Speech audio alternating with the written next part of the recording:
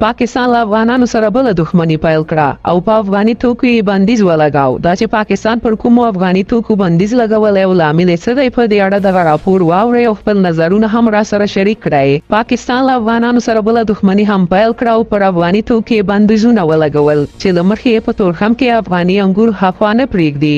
افغان سوداګر وایي چې پاکستان دولت یې له انګورو بار موټرو ته اجازه نه ورکوي چې له تورخم کرښې هاخوا واوړي. دوی وایي چې له څو ورځو راهیسې موټرونه په تورخم بندر کې ولاړ دي او اجازه نه ورکول کیږي چې له تورخم کرښې هاخوا واوړي. یو شمېر بارونکي موټر چلونکي وایي چې له 15 ډېر بارونکي موټر لا هم په تورخم کې ولاړ دي او په دې پلمه اجازه نه ورکول کیږي چې ګوندې د انګور د تاجکستان او ازبکستان دي. دا په داسې حال کې ده چې 2 اونۍ وړاندې د افغان حکومت د صنعت او سوداګرۍ وزارت د سرپرست نورالدین عزیزي په مشرۍ یو پلاوی اسلام آباد ته سفر کړی و او له ځایي حکومتي مسؤلینو سره په لیدنه کې د دواړو هیوادونو ترمنځ سوداګریزه برخه کې د ستونزو پر حل خبرې کړې وې. د پاکستان د بهرنیو چارو وزارت هم ژمنه کړې وه چې موټر چلونکي پرته له ویزې کولی شي چې اسلام آباد ته ننوځي او کومه ستونزه به ورته نه جوړیږي. بلخوا د صنعت او سوداګرۍ وزارت ویلي و چې دوی د افغان موټر چلونکو نوملړونه جوړوي چې بیا به له پاکستان سره شریک شي او په دې نوملړ شامل موټر چلونکو ته به هیڅ ډول ستونزه نه جوړیږي.